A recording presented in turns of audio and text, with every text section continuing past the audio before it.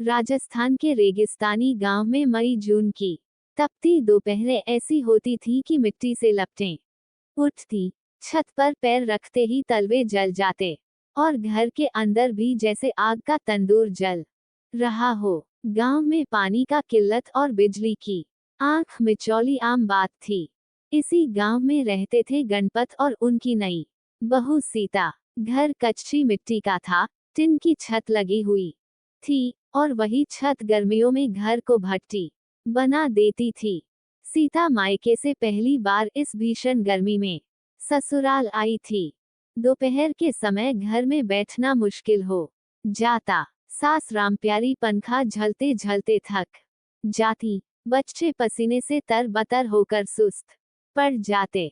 गणपत खेत से आते तो कपड़े गीले हो जाते, लेकिन ठंडक के नाम पर बस एक मटके का गुनगुना पानी ही था। सीता ने सोचा, ऐसे तो सब बीमार पड़ जाएंगे, कुछ तो करना पड़ेगा। अगले दिन सुबह सुबह सीता खेत में गई और पेड़ पौधों से बड़ी बड़ी हरी डालियां और चौड़े पत्ते, केले, नीम, पीपल के लेकर आई। उसने छत पर चढ़कर टिन के ऊपर गीले बोरे बिछाए और उन पर ये ताजे पत्ते रख दिए।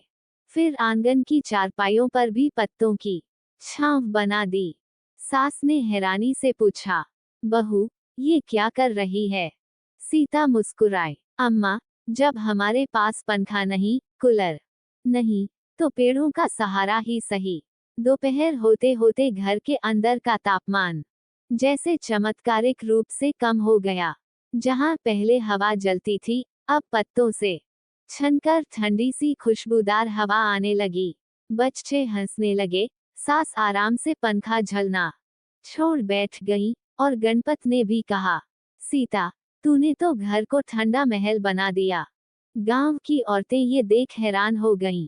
अरे, गणपत की बहू ने पत्तों का घर बना दिया और अब उनका घर ठंडा ठंडा रहता है। कुछ ने तो आकर सीता से तरीका सीखा और अपने घरों में भी अपनाया।